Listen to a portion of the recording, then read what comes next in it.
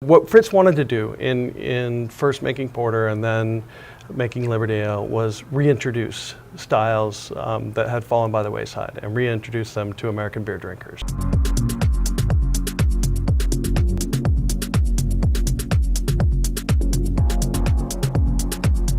This is what makes steam beer so unique.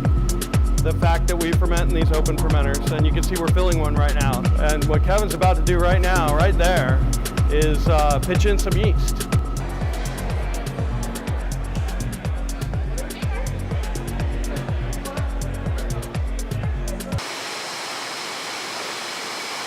So these are hops as they naturally grow.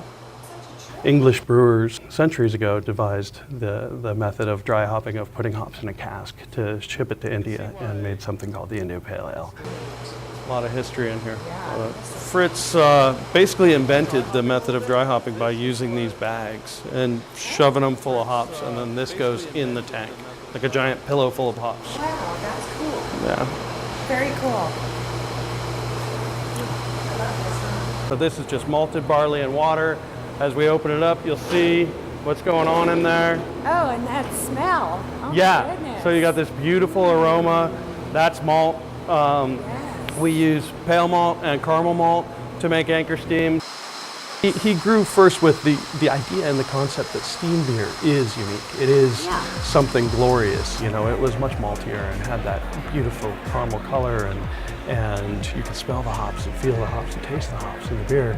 And that alone made it so different than everything else. And Fritz was constantly introducing the beer to new people, you know, driving around town, allowing people to smell hops fresh out of the bag and saying, this is how you make beer. It's malt and hops and yeast and this beer, here, try it.